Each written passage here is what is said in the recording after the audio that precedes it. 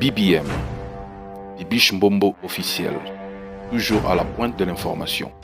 Abonnez-vous, likez et partagez. Bibiche Mbombo officiel, votre chaîne de référence. Joyeux Noël à tout le monde, à tous les abonnés de cette chaîne Bibiche Mbombo officiel, BM officiel. Je vous aime, je vous adore, mes amours. Est-ce que ça va chez vous? Si ça ne va pas, ça va aller par la grâce de Dieu. En tout cas, bonne fête de Noël, bonne année à tous les abonnés. En tout cas, abonnez à Sika, continuez de vous abonner, ça la très bien.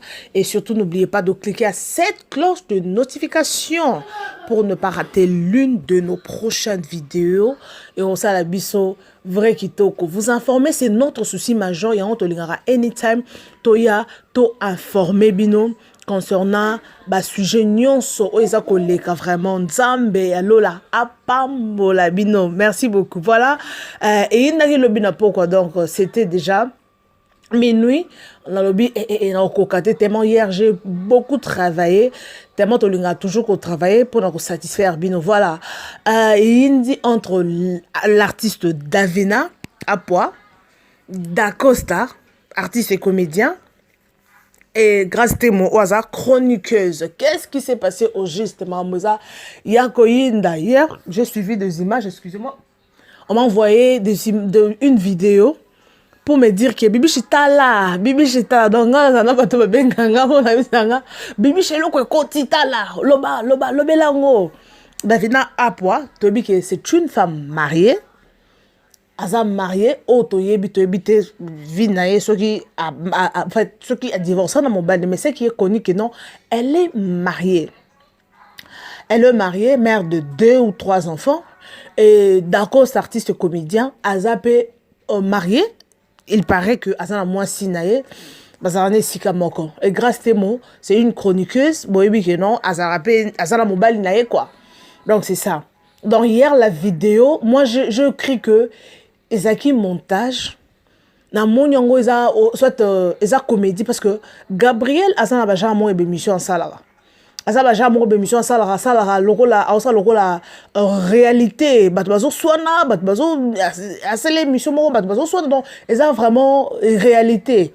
Yo tinkango que non eza réalité or eza la comédie. Mais hier ce n'était même pas la comédie, on a vu Davina c'est chamaillé avec Grâce Temo.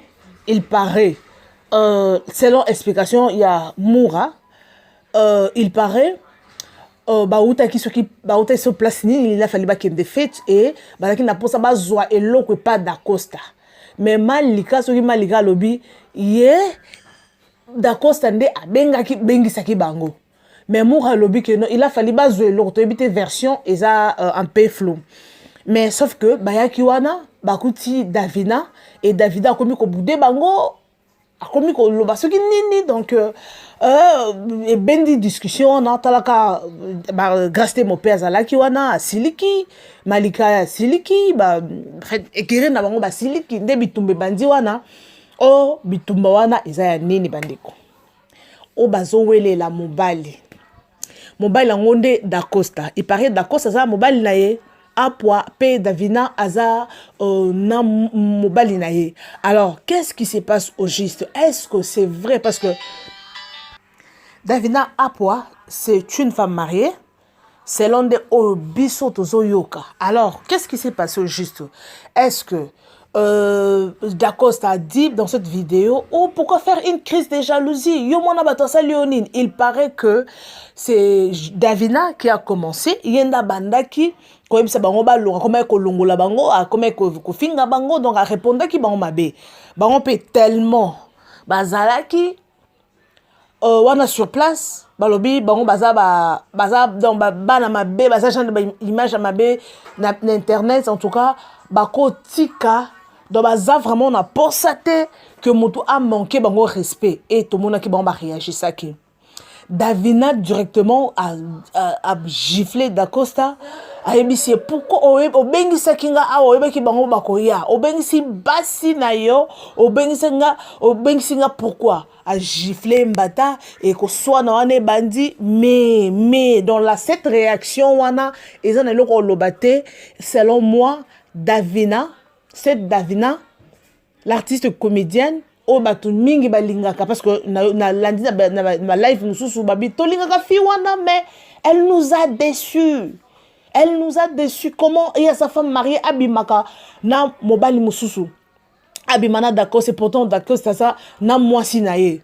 Et na moni na même vidéo d'accord ça ça d'où viens-tu? Azoib ça grâce témoin. D'où viens-tu? Où tu vas pinanu? Où tu vas pinanu? Donc on comprendre que il y a une relation parce que ndenge za na média bat baroloba nyon sauté. Les gens ne vont pas dire au fait entourage na bango bakolo ba vérité que non oh abimara na ye to abimara na ye te. Ils ne vont pas dire ça. Mais réaction ka wana o eleka ki wana selon moi, c'est que j'ai compris que Davina a une relation profonde avec Dacosta. Wana bon matabo kita eza bongo. Parce que tout le monde a déjà réaction et fou n'arata bolobité atabo wangani. Parce que Azoib dit non, monte dans la voiture, monte dans la voiture. Mais non, je ne monte pas, je ne monte pas. Si vous yo wana relation na mutute. Soit toi ba camarade quand net aux arabes ami na aidor moi mobile net par exemple. Tous les camarades na Aïdor Boy. Moi, que je mourir l'équipe, nani Aïdor Aïbisanga. Baby, je monte dans la voiture. Dans la façon dont Aïbisanga, Aïbisanga la façon que je suis une amie pour elle, pour lui. À quoi Aïbisanga, ceux qui n'ont pas azoloba, qui ont une relation morale profonde, bon, on a la façon à oloba.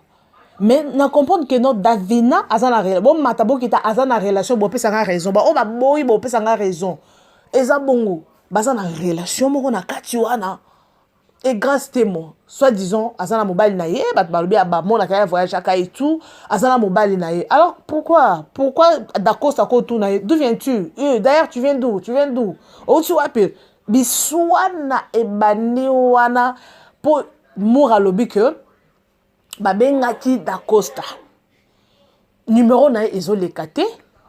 Après ça ils ont appelé que petit nae moro ne abisi bon place baza ne bango baye baye wana Davida moni ba comme boudé bon osu banani akomo boudé bon donc il crise ya jalousie na kati wana siko ba wele la ni parce qu'il y a quelque chose là dedans au du dedans de là quelque chose qui cloche là et ça alors pourquoi ceux qui grâce témo baza la relation te na d'Acosta ou Davina a une relation d'Acosta. Alors, ceux qui ont moni Moutobi que non, d'Acosta par exemple, c'est un artiste, Aza homme public.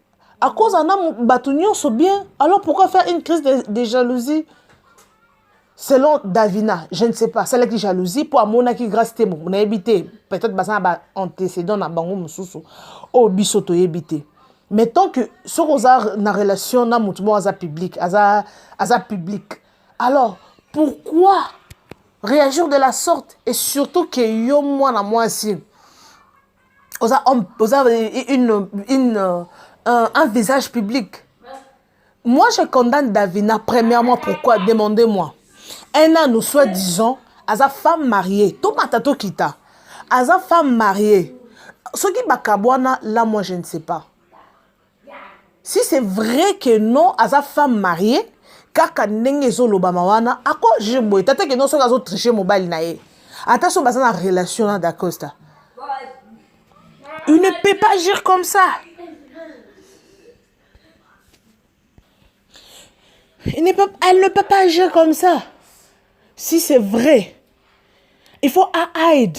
Zama musu comme on appelle muta finger bo meliango pe parce que Internet c'est comme bon comme on l'a comme on t'a mon ba caméra na ba sac bazolo ka place vénémé ko sala ma directement ba filmer qui ne comme bongo moki qui c'est pas seulement qui moki comme bongo muto akoko ya na se akoyi pas piquer crise bon préférer ba filmer on le ba mémer l'hôpital bon préférer ba filmer bon préférez pas filmer bas sur vidéo bas sur internet bas ça la view donc ils a bon en tout cas bino bat boza public biso bat toza public boyer biso bat toza dans le monde au internet donc il faut faire attention ba pla ba milieu public boyer il faut faire attention fais des gestes nyo so ko sala muto ko zoyo à filmer yo sur internet donc ils a bon Davina étant que une femme mariée à se comporter qui bien était ce qui si c'est vrai que à moins que bakabwana mobile nae mais ceux qui aza marié et bien que nous azo cheat on tricher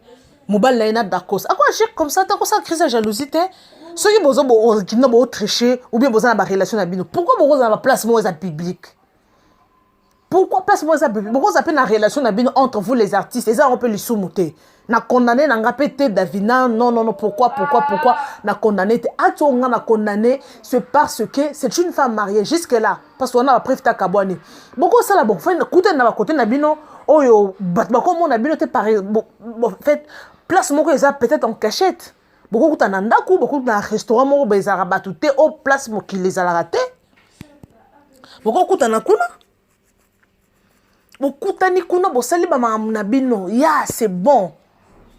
Mais si tu as eloko esali parce que tu moni la personne a publié qui a filmé bino nazo filmé donc pour na ya zu cop pour na ya zu en cop Davina en tout cas ne fais pas ça s'il te plaît qu'on filmer te donc era mon bazo filmer wana donc et ça les bête pas comprendre que ça va filmer dans mon kilo koyeba peut-être peut mon bal na koyeba ba bokilo ba koyeba ba c'est meki ba koyeba vini moi na bango zo mené à moins que ba kabwana mobile na ye. Mais ceux qui bakabona mobile n'étaient azo chich ou bien en relation donc ce qui est vrai ils ont une relation entre les deux ils ont une relation morezawana parce que la façon dont petit azo calmer non azo circuler là il y a bêtier mbata font les missions donc d'accord c'est la façon dont se maîtriser qui calmez-vous à simbi mutu donc on sentir relation morezana kati kuna en tout cas ça fait vraiment mal l'artiste Nabiso en tout cas parce que tous les comédiens bonzakana sima Davina et grâce à mon père il est pas dans écrire na ye bien bobi qui écrire na bango banga na bango lo moroti banga na bango lo morte ba lo banga na bango ba ça jaba na mabe donc en fait ça n'engage que parce que baza na bango bazo ça ba pourquoi est-ce que bazo ça la bongo mais ce qui est commis na ba milliers public au bunda un an et bien ça non image. Donc image faut bunda na image il faut qu'on bunda na réputation il faut qu'on bunda yo on na batu mususu azana star azane mutu moko aza public a éviter ma place à public bon mon na bosse la pe ba ki JBPR Boros oza mutu moko oza star o le kara na internet ba star ba internet kara ndenge zalaka olingo ke ba place moko ba te belé bitumba non luko ke place moko no JB boza exemple JB mona na te zuka okende boîte okende boîte ya oyo bat ba yebité des fois okende ba place moko bongo bino bat bo mbenga boza ba star boza ba vedette ba star internet parce que bota la pe ba place refanda bota la pe ba place refanda ofanda pe na place mususu ba donc mutu mususu peut-être aluka ko kama kamwa bambo mulangi posa la place publique posa na place publique moi je donne un exemple nayebi que Nandota mona camarade dans mon en Afrique du Sud, azaki ku moi mobile, aza moi mobile plutôt, aza ka journaliste loko ngai. To nota bola et azaki na marando na ye. Azana na marando tellement to zara na ye une amie o nani ex moi si na ye tina mini so aza petite sœur dans to sola bien malgré bakabwana. To zara ne bien, to zara ne vraiment bien. Place sur ndo que to zara na ye parce que ngami bakamana na bazami bana mibale. Place sur ndo zala na ye to notambola na ye wika master bibi shumbombo master nanga to no benga na ba bureau et on sala ke no azaki na ba problème moko na bato apparemment makamo place ku to zala ki to kendaka ezaka ku matanga moko to kendaka to fanda sur place to zaki public or que place to fandi na ye ce qui on dirait azo fina mwasi ya bato lisu azana mwasi na ye mais azo fina mwasi ya bato mususu lisu sko kolo mwasi ya siliki abi Yosephine moi c'est ngali so bengana zana moi c'est bitumbe banda wana OK rando ezaki déjà wana pa babi plasma wana pesa wana ye donc ba comme so attaquer ngaponga temba ndo luka ba kimisie ba comme luka skonga plasma wana pe bazala kana ye je vous dis to kendala matanga plasma wana pe bazala kana ye je vous dis na fandika ba kimisi ngai kutu tellement bazaki belwa nazo kima donc fimo robo na éviter soki akana ngai soki amona nga kaka asepela nanga te na yeba tate to sona te le côté ya zwa mulangi je vous dis pas abambanga heureusement zambaza munene donc mouvement kana salaki ka pa na mir batunyon so basimbi mutu e plasme longe panzani heureusement na okanzo to malili mutu kamweza ka pre bazu bakotinga na mutu kana kenana ndaku na kumisa nzambe na lala na lapa na bingai ba matanga ba soki nini ba ni poto ba journaliste Aucune autre image, aucune autre information, mais donc il faut faire attention. Il faut faire attention. Parce que là, on va finir par les médias. Heureusement, le cas de chaque là. Donc, la minute où on a panzane longi. Pour bako kanga ya koti pozo menge longi baby. Alors, quand tu as obima, on futa bi obima. Mais nga suko longi katani. Na matama na mineno. Et longi katani bimisi misuni. Tu vois? Dans le sens, je vais dire que ce qu'on a public. Oza mutu moko yebana éviter ba place où ezaka banganda o ba fandi boye donc on la place bazaki on comprend que nous nganda na mon mesa on ezaki on dirait ba secret na machin on dirait na kati ba casier quelque chose comme ça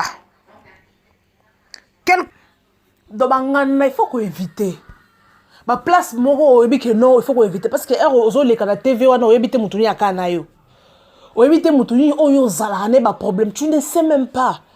Okendeka bo monika mutu yo fandi star et pas mutu so calculer lo vraiment litama wana il faut le on a pasé bouteille il faut le on a salé mamba bo donc comment ka keno bo ke place moko bo donc bat musu ba alukaka problème pour news e bima dans internet et comme bongo bo okendeka bitumba mo il faut bima ba bundaki pour ba so news donc biso mo biso ba congolais ba news mususu o ba blog mususu c'est ça on ba fertilité tout ça peut un problème té Congolais alingane ka fertilité ba news mo bezanga mutuna makolo ba news abundaki asalaki boy siko to sani pour ceux qui te bito toucher la bino mais monsieur a sérieux ba to ba mambo sérieux bokota la té mais ceux qui ezaka ke no babundaki ba weli mobali côté vidéo ya ceux qui ya nini ya bolumbo ebimi wala ne bino ba internet botala.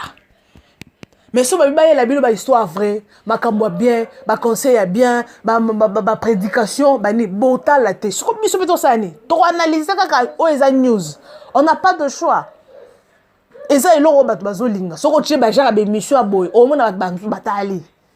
Au moins, 10 000 views, 20 000, 30 000, 50 000. On sentit que les autres, mais si on a une émission, il y a bien, il y a logique, donc tu comprends que non, il faut ça là, donc c'est ça. Davina jusque là, tu as évité ceux qui ont divorcé, mais il paraît que Azana nous marié, alors Erto Monaki, le garçon m'a dit qu'on filmé. Et puis à l'obé non, on se filmé pourquoi? On nous c'est la carrière ou comment? Donc il y a déjà que non, ma bémoré koya. En tout cas, ceux qui non, na mobile ne ba kabwana. Et ça on peut lui soumettre ba lingana bango, ba lingana couple la bango pe simbi. Mais d'accord, c'est sûr que ça na moi c'est na ndako zo chichina Davina, ce ko wana ndeza mabe. Moi si on a redécouvrir au moins que non et mais maintenant on a pas problème. Mais ceux qui non ils a baisse parce que il paraît que non, il a fallu tourner filmer. Il a fallu tourner filmer. On comprend. Il a fallu tourner filmer d'Acosta grâce mona Davina la d'Acosta na filmé wana. Il a fallu tourner film ezala bongo. Mais ce que tu évite est-ce que c'est réel? Makamwana bazo ça les a filmé tournage a filmé eza pièce mo ba monter ou eza nini.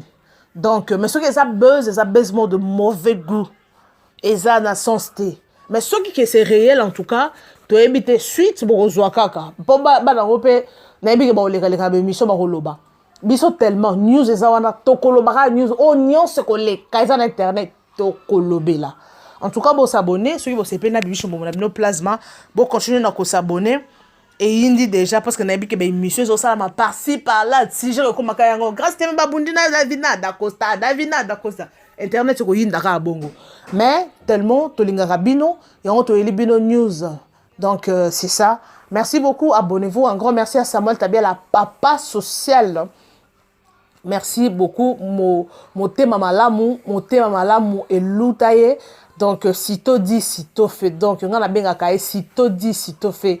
Donc ça me fait pambolaye et belé. Donc à comme un millionnaire. Donc et à agir kana silence. Samuel Tabia là, la force tranquille. Sitôt dit, sitôt fait. Donc voilà. Merci beaucoup, Mr. B. Un grand merci, Rebecca Wachini, ma maman chérie, Ngaloula. Un grand merci à tous les abonnés. Bonne fête, joyeux Noël à vous. Et je vous aime bien. Vous aurez toujours Wana, Kosepe Sabino, Nde Moussala, Obisto, to Lingaka vraiment. Merci beaucoup. Bye. À la prochaine.